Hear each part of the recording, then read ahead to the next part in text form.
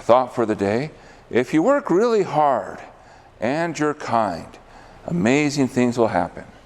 From Conan O'Brien, who is probably best known for his work as a writer on The Simpsons, or, well, no, he's probably not best known for that. But he's done a lot of things. And I think this encapsulates two important things. You should work really hard. If you want amazing things to happen, being passive will not get it for you. But I think it's also important to be kind. You won't make it far in life if you travel alone. There's a proverb, if you want to go fast, go alone. But if you want to go far, go together. And so, if you want to go far, you need to have people to work with. And that requires kindness. All right, well, what is our goal for today mathematically? We're getting into counting things. So we're going to count some things. We're not going to do anything terribly sophisticated today, but it's important to get some practice in. And we're going to talk and practice sort of two basic ideas about counting. And I should say our goal for counting is we want to say how many things are there, but we don't want to try to count them one by one and say, well, let's actually make a full list of all the possible ways that this could happen. That takes too long. So we want to have some ideas of like, okay, how can we just quickly get our answer? And when it comes to counting, two things frequently arise, which is addition and multiplication. Now, I like to say that addition is when I tend to see words that look like or words, like you have A or B. You say, okay, well then to get the result, you need to add it up. Another way to say this is that you're making a selection sort of from a parallel set of ideas happening at the same time. Multiplication, I like to think of that as being associated with sort of and type descriptions. This and that. So you have to pick a this, and you have to pick a that, and then you say, okay, I have so many choices in each, multiply to get the total. And this could be called serial, or another word is sequential, where you make one choice, and then you make another choice, and you make another choice. And it's possible that one choice can influence the next choice, and then you have to be a little bit careful, but that's all right. We're used to being careful. Okay. So, a bit more detailed. Again, our goal today, count things. And addition, look for pooled collections of choices. We will make note of this nice following fact. Remember, n is the number. And so when we look at pool, it's like I'm putting two things together. A and B are now the union of them. And if you want to count how many things are in A union B, you want to be careful because it's not just, how many things are in A plus how many things are in B. Because if you think about the picture that's going on, using our Venn diagram, if we have our set A and our set B, then what happens if I just say how many things are in A, or I say, okay, well that captures all of that information. And then I say how many things are in B, and I say, well that captures all of this information. The problem is, well, wait a second, some things were counted twice. So you have to correct that.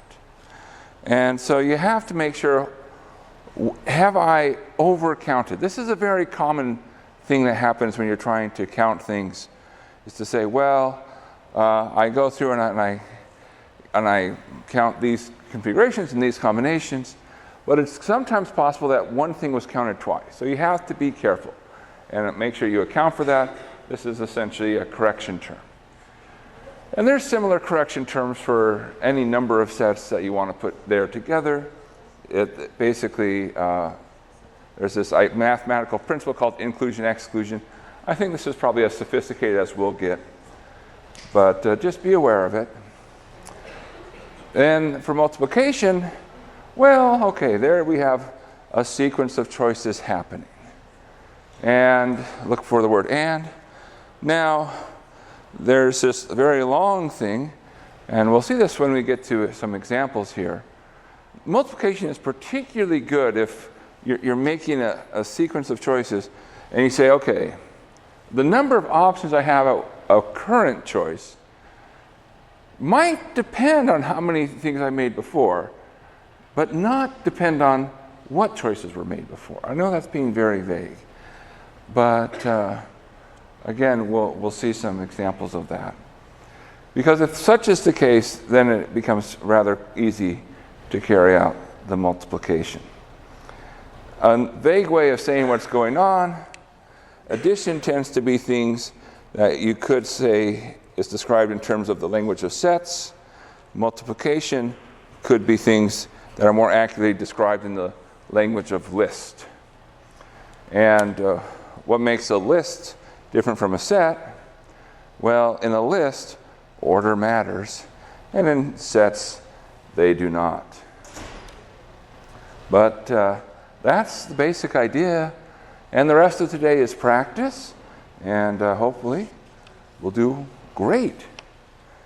So, just a word of warning, lots of word problems coming up. All right. So a student is registering for courses.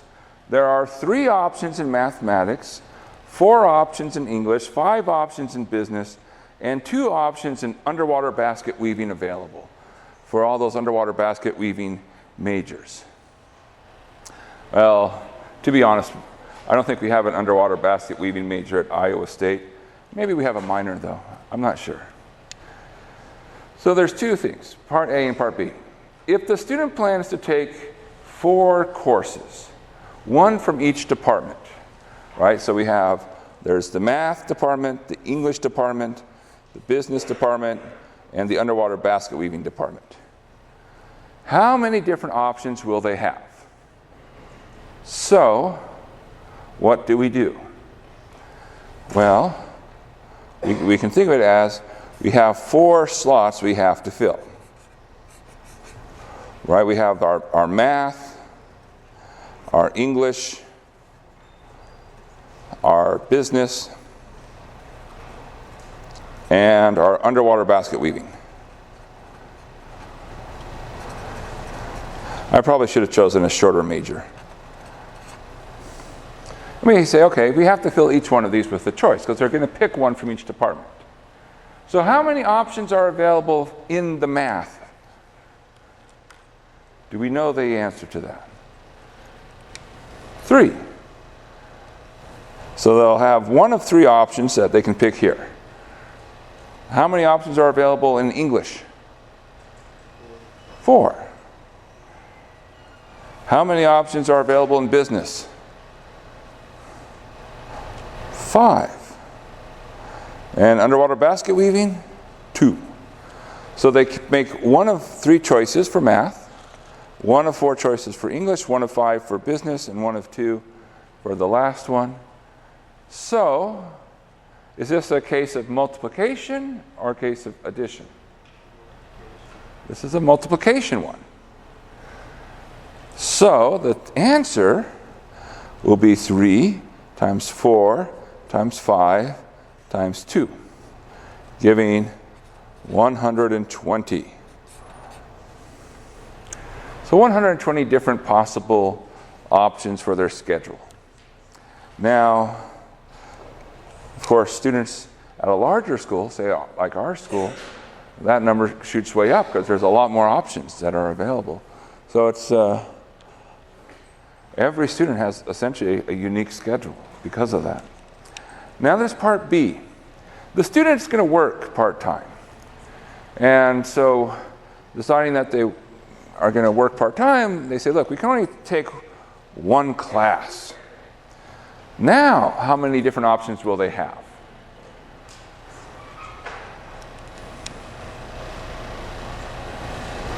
So they're just taking the 1 class. So you have to think about, are there any restrictions about that? As the problem is stated, have they ruled anything in or ruled anything out?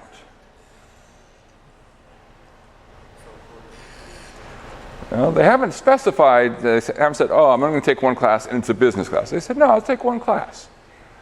So they said, okay, so now what we can do is instead of separating them by department, we can just put them all together into a big pool.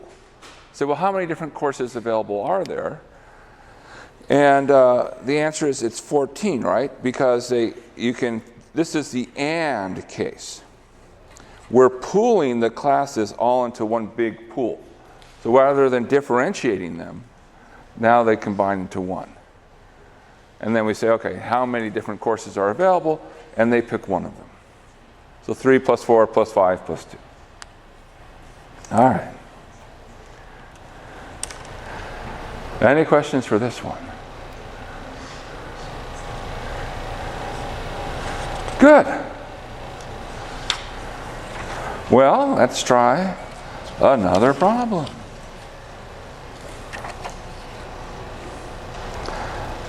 So a lot of things require a PIN code.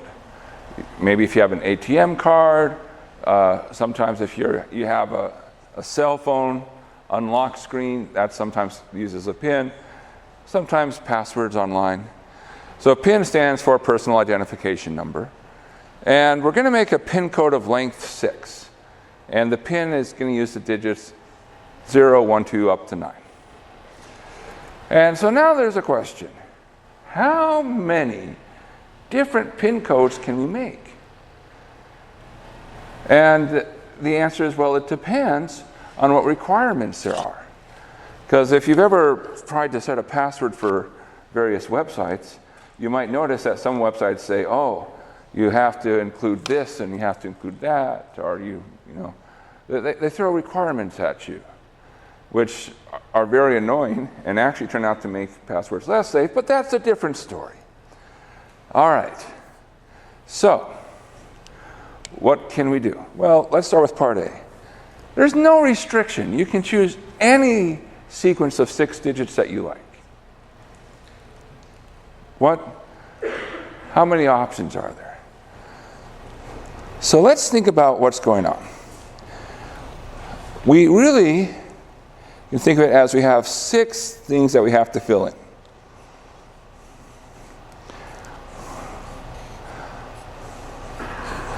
And so what we can do is we can choose to build up our PIN one symbol at a time.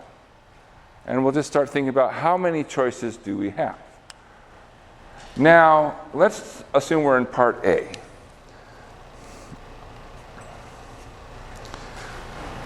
When we fill in our first digit in the PIN, how many different choices do we have for our digit? We have 10, because there's 0 through 9 makes 10 digits. So I get 10 options here. When I do my second digit, how many options do I get? Also 10, because there's no restriction. For the third one, 10. The fourth one, 10. The fifth one, 10. I know, very exciting. The last one, 10. Right? That's how many options we have. Now, here it's like everyone's a free choice. We're great. Now, how do we get the total? Well, we just say since each one is an independent choice, we'll talk more about what the word independent means coming up. But we have this sort of belief like, okay, each one of these gets a free choice. So this is a case of multiplication. So if you take 10 times 10 times 10 times, do that a total of 6 times, then you get your answer. So this turns out to be a 1 with 6 zeros after it. Or in other words, there's a million possible different PIN numbers. And given that there's a million possible different PIN numbers, you would probably not be surprised to find out that 1, 2, 3, 4, 5, 6 is the most common one. But okay, that's A. Now let's look at B. So B says, oh, we're going to add a condition. So I can't just write down any sequence of numbers. It says all the digits must be distinct. So if I have 3, 1, 7, 4, 6, 2, That's good, but 314159 is bad, because when you look at 314159, there's a repetition of the 1. So that's what we mean. All the digits must be distinct. I'm not allowed to repeat any digit at any point. So let's start building up our pin number. How many options do we get for our first digit?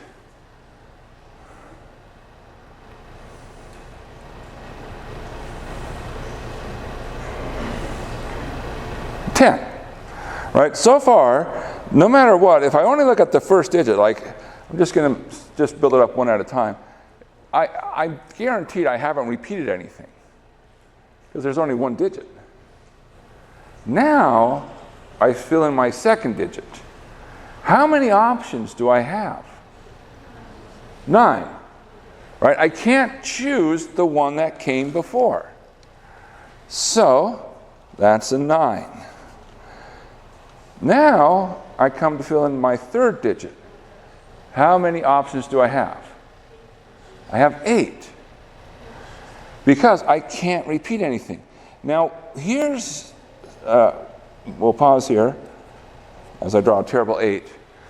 When I say that there are 8 options, the 8 options you have depend on the previous choices you make, but regardless of whether this was, say, a 2 and a 7, or a 3 and a 1, or a 9 and a 0, regardless of which choices you make, it's always still 8 options.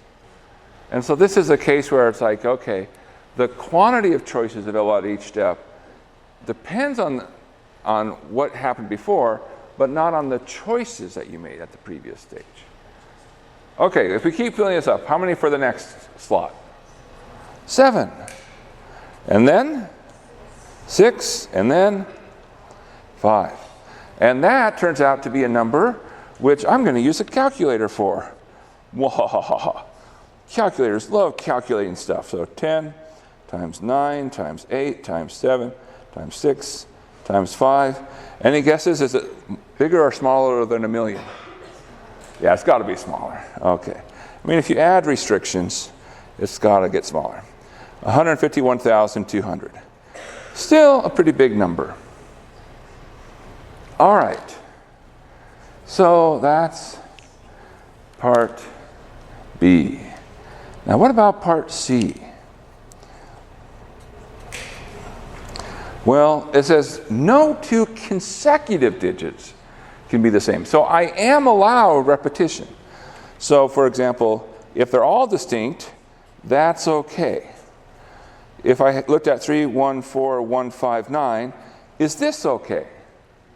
Yeah, because no 2 consecutive digits are the same. But I don't know why I'm picking on the number 3. 314456 is not, because there's 4 repeated. All right. Well, again, let's just fill it up one at a time. How many options for the first slot? 10. How many for the second slot? Right? So think about, we cover it up. We're just filling it up one at a time. How many options do I get here? Get 9. I just can't repeat that one. How many options for the third position? 9. Because I will have made a choice here, but I can't repeat that choice. Back here, I don't care what I chose back here. So that no longer has an impact. It's just, I only have to look at the previous one. And so that becomes a 9. And the next one? 9. And then 9. And then 9. Okay. And so you get a bunch of 9s. I don't know what that is off the top of my head, so I'll just 10 times 9, 9, 9, 9. 9. Gets us to 590,490. So even this, which seems like it shouldn't knock out that many options, if you look at it, we went from 1 million down to less than 600,000. So one thing that says, if you write down 6 random digits, you got a non-trivial chance that 2 of them that will be the same next to each other. Now, this problem takes many different forms. A common thing that you'll often see is license plates, but it's the same principle. So, for instance, if we chose to do a license plate, different states have different requirements for license plates, but most states have some combinations of letters and numbers. So you might have something like that looks like a letter, number, number, number. And if you say, okay, if you made the requirement that there were no restrictions, just it has to be a letter, a number, number, number, what would happen here? Well, how many letters are there? 26. So you get 26, 26, 10, 10, 10. But whatever that turned out to be. And this is no restriction. Now, I will say there are states that screen their license plates. And so they'll make sure that there's no strange sequence of numbers or letters that could be misinterpreted. This is particularly true if you get vanity plates. There are people whose job it is to make sure that there's no obscure, strange thing going on with the license plate. What if you had the restriction that you had no duplicates? Then what would you get?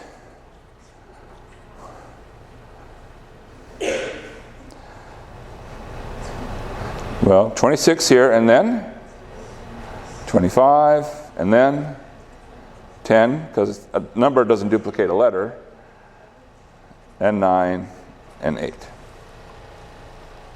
So these problems are all very similar, and no big surprises. Okay. Do another set of problem here, getting back to our Venn diagrams. Who doesn't like a good Venn diagram?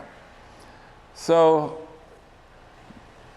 when you have 2 sets in a Venn diagram, it essentially carves your space up into 4 possibilities. And you can think of it, the reason why does 2 sets lead to 4 possibilities is each piece of the each piece of the space, you could say, well, either it's in the first set or out of the first set, and it's either in the first set or out of the second set. So you have sort of 2 relationships to set A and 2 relationships into set B. 2 times 2 gives 4. And so you have in A, not in B, which is this portion here, in A and in B, the overlap, not in A and in B, portion here, and then you have the outside, which says I'm not in A and I'm also not in B. And so now we have a problem.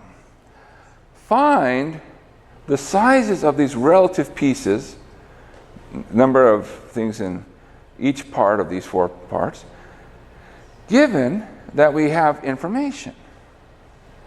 So we have number of things that are just in A is 100, number of things that are just in B is 90, number of things that are in A and B is 50, the number of things in our whole space, U, so U is the universe, is 200. What can we do?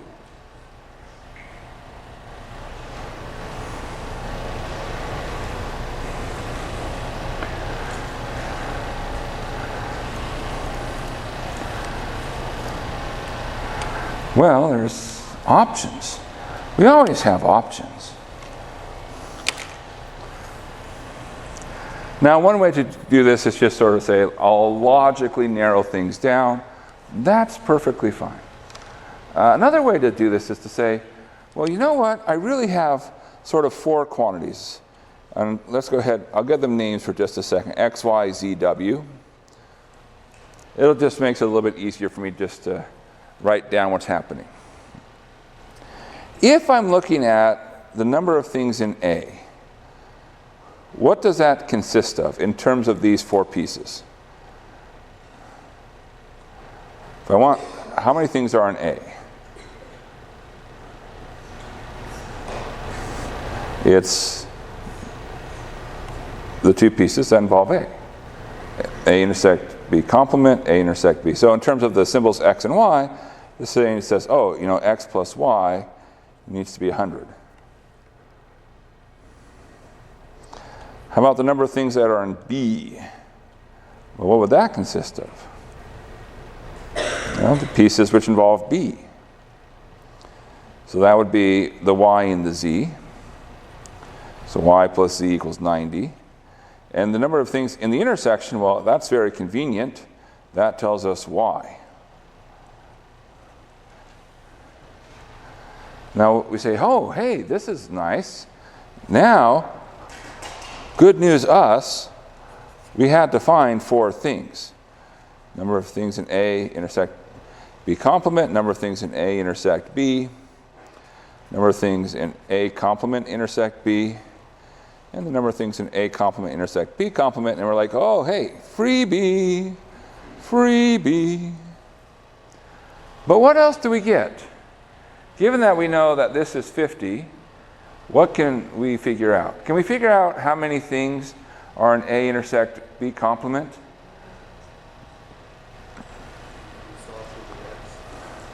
Yeah, so essentially, we say, look, these 2 pieces together give us A, and we know how many pieces are here. So, if we solve for x here, what do we get for how many things are in A intersect B complement?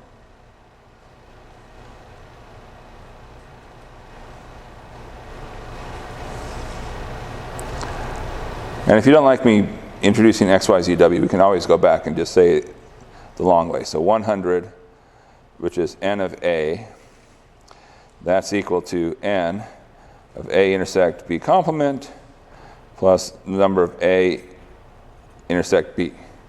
And the punchline here is we know A intersect B is 50. So A intersect B complement is 50. Right, so this is n A intersect B complement plus 50. And then solve. And again, we can do something similar here. 90, that's the number of things in B. How do I find B? I put these 2 pieces together. A intersect B, A complement intersect B. And I say, well, wait a second. We know the first thing is 50. So 50 plus n, A complement intersect B, is 90. So how many things are in A complement intersect B? 40. Now, the last thing is the union. Well, the universe. The universe is everything. So it's all the pieces put together. It's like x plus y plus z plus w. Or, if we just say it the very long way, 200, which is the number of things in the universe, is the number of things in the 4 individual pieces. And it just takes a long time to write these things, but that's okay. We have plenty of paper. What do we know? Do we know A intersect B complement at this point? Yeah, this is 50. Do we know A intersect B? We do. It's also 50. How about A complement intersect B? It's 40. And this, well, we don't know. But we will. We're about to. So what does that have to be to make everything work? So 200 is 50 plus 50 plus 40 plus this number. So what's this number? It's 60. And there we go.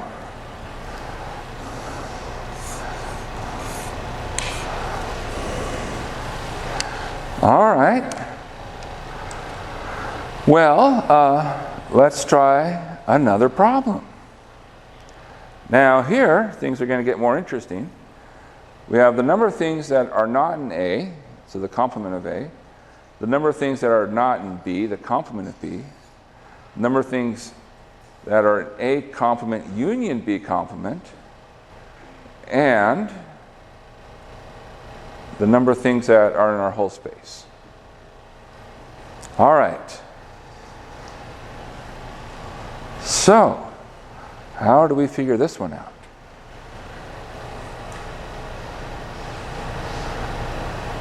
Well, what does the number of things not in A complement look like? Maybe we can start there. So we get that 20 things not in A complement. In terms of what we're looking for, well, we say, well, that's really the two pieces that involve A complement.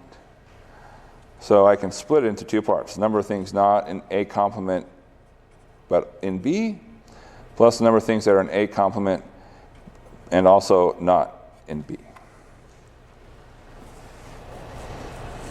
Do the same thing with the B complement. Now, in all honesty, I haven't done this problem yet, so we're going to do this one together. This is fun. So if I'm not in B, then I'm these two parts. These are the two parts not in B. So I have A intersect B complement plus N of A complement intersect B complement.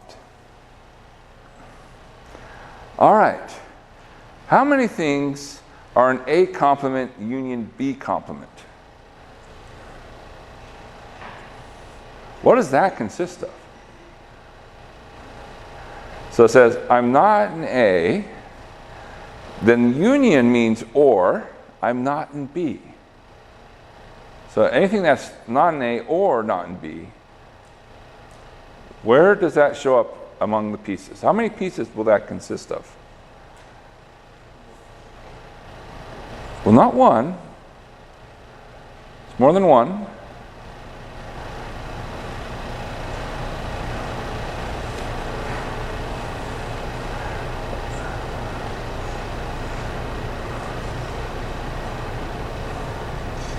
So if I'm in A complement union B complement,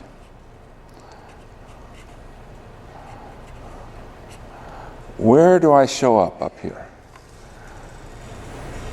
So just think of it. Just pick a piece.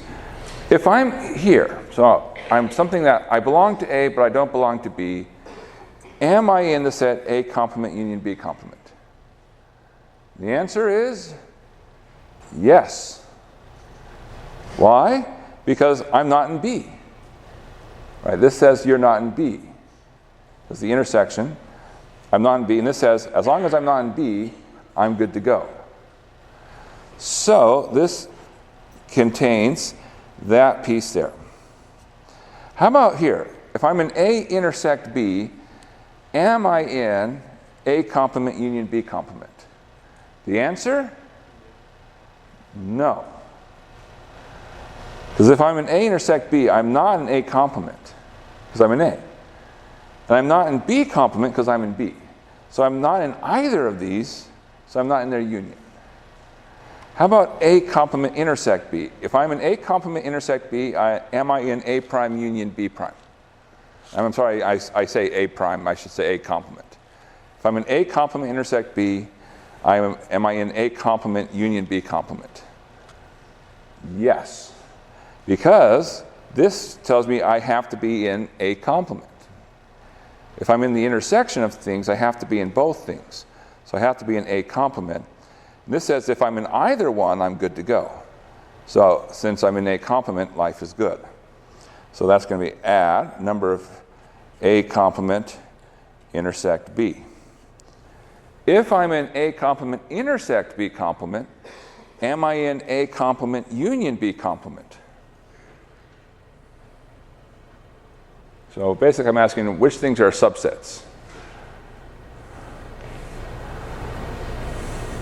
So if I'm in A complement intersect B complement, am I in A complement union B complement? Yes. Yes.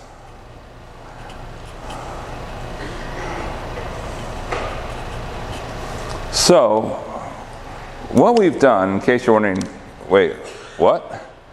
What we're saying here is that if you look at the set A complement union B complement, in terms of what gets shaded, is it's everything gets shaded except for the overlap. So this comes down to saying this is the configuration.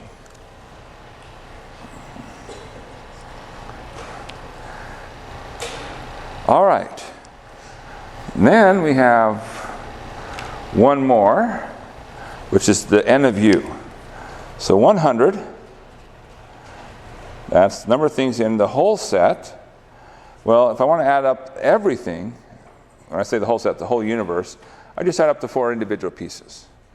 So I just say, okay, that's number of things in here, plus number of things in the intersection, A intersect B, number of things in A complement intersect B, number of things in A complement intersect B complement.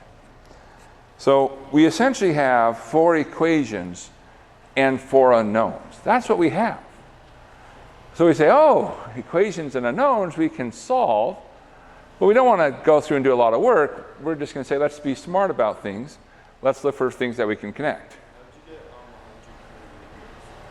Sorry, which one? Oh, I'm sorry. I was looking at the wrong place. I was looking here, not here. Should be 80. Okay, so let's be smart. Is there anything that we can use to help get one of the results relatively quickly? Because right now we don't have anything. So oftentimes it's getting that first piece. And when we get that first domino knocked down, then the rest will tend to follow very quickly. So is there anything that will help us here?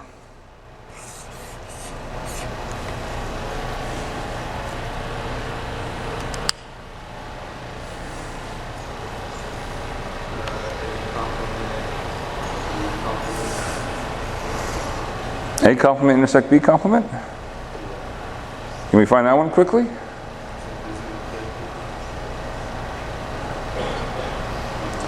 I mean, it would be nice. Unfortunately, it's in all 4 of them, which is going to be tricky.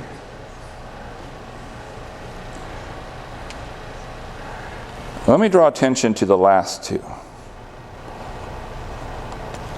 Look at the last 2. How close are they?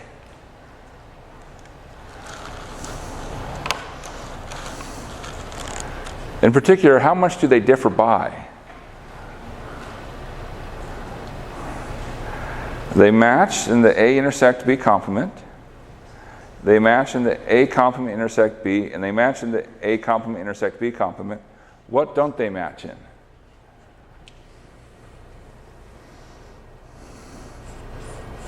That's the difference. It's just one piece difference.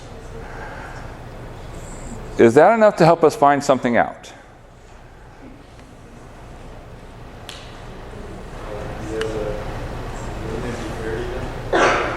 What would be 30?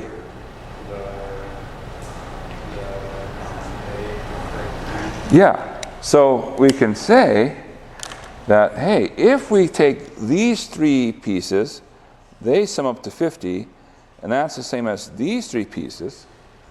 So we get that 80 is 50 plus this last piece. So we say, okay, good. So A intersect B, we've now determined that that is 30. All right. Progress. Progress. I like it when we make progress on things. Okay. Let's take a look now at a similar pair. Let's see. Let's maybe look at the second and third. How much do those 2 overlap?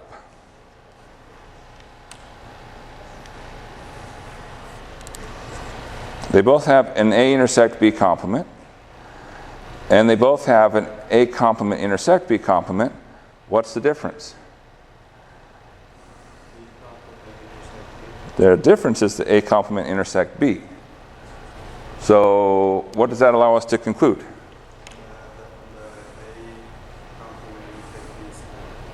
We need to have that A complement intersect B has 10 things.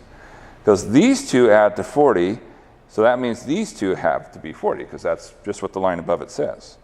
So 40 plus this has to equal 50.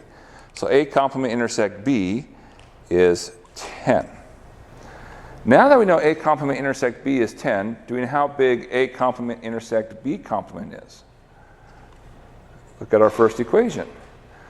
Here we have A complement intersect B. So 20 is 10 plus A complement intersect B complement. What's our conclusion about A complement intersect B complement? It's 10.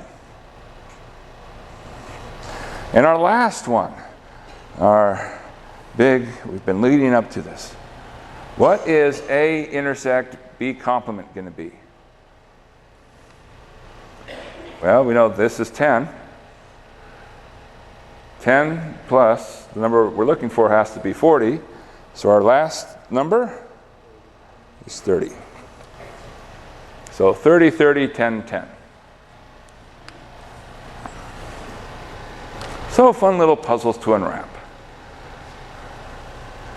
All right. And by the way, all these are being drawn from homework type problems. So I'm not just like, aha, let's be devious. It's like, hey, these are the kinds of problems that you'll be expected to be able to answer. Any questions? All right. So that one was a bit more abstract. Let's do one that is similar in spirit, but is more sort of a word-based type problem. So a sorority has 27 members. 15 members do intramural volleyball. 13 members do intramural basketball, and 7 members do both. How many members do neither?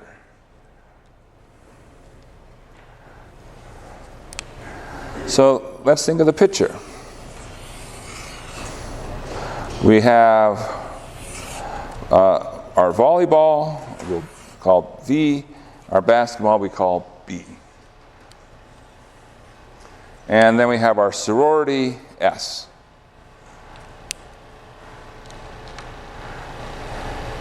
So we're abstracting it to a Venn diagram. Let's think of each one of these statements and rephrase it in terms of a size of a set. A sorority has 27 members. In terms of what we've written down in this Venn diagram, what does that tell us?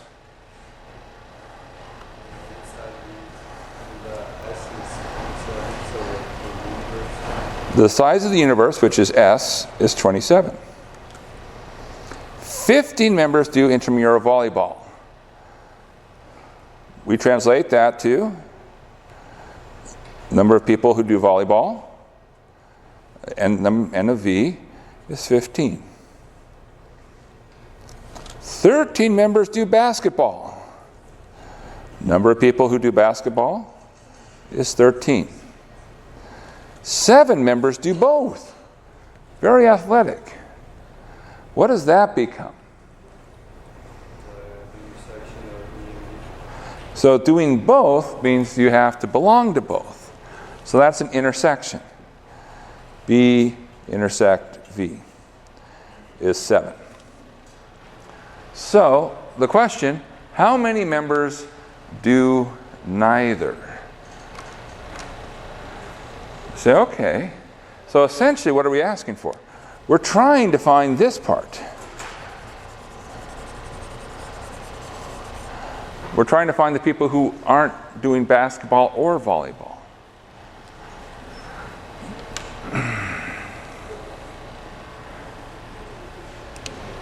Now let's do there's a couple ways to do this, but well, maybe I should ask you, how would you do this problem?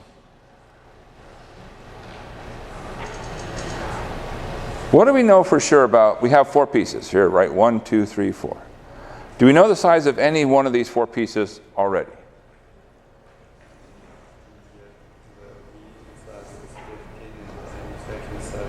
The intersection is 7. Now that I know the intersection here is 7, that says there's 7 people in this piece. How many people are inside of V? 15 total.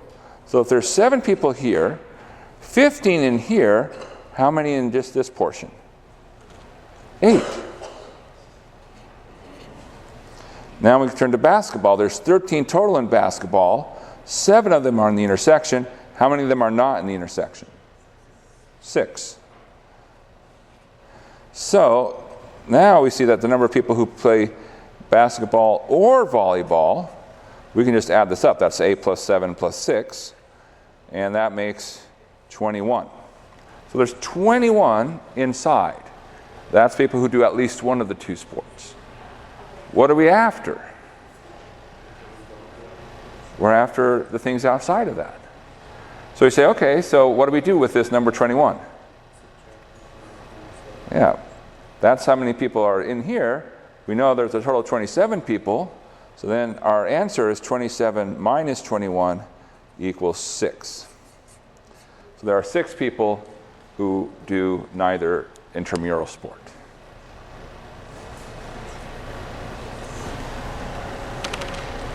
All right. Good.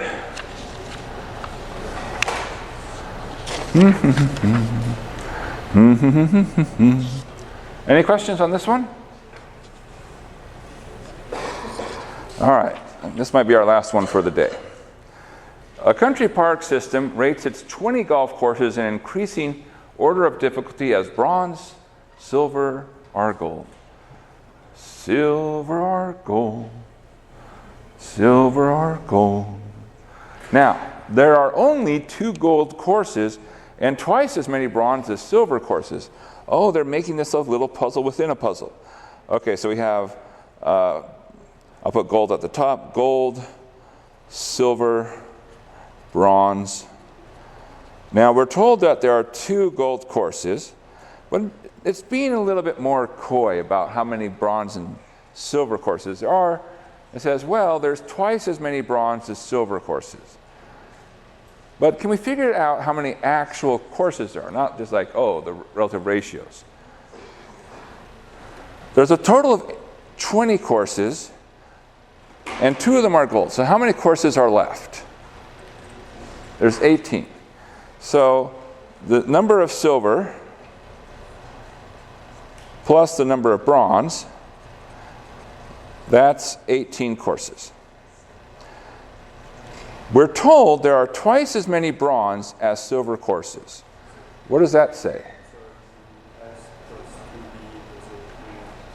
Well, it'd be 2 times the number of... There are twice as many bronze courses as silver. So if you take 2 times the number of silver courses, that's the number of bronze courses. So you get 2 equations and 2 unknowns. This is not the hardest set of 2 equations, 2 unknowns to solve for. If you solve for this, you probably can do this in your head. How many silver courses are there? How many bronze courses are there? 6 silver, 12 bronze. So, the question, how many ways can a golfer play a bronze course on Monday, a silver course on Wednesday, and a gold course on Friday? What do you do? What do you do? Well, how many options does the golfer have for the Monday course? Well, it's a bronze course on Monday, so there's 12 options. How many options for the Wednesday? 6. And how many options for the Friday? 2. And what do you do with these numbers? This is like a sequential thing, right? It's like, first this, and then that, and then that.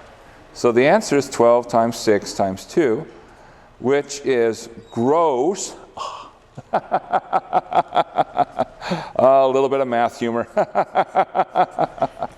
Now you're probably thinking, wait, what? 144 is 12 squared, a dozen, and that's also what you call a gross. So 1 gross is a dozen. And so that's the answer. And that's where we'll stop for today. And we'll pick up again next time. Have a great day.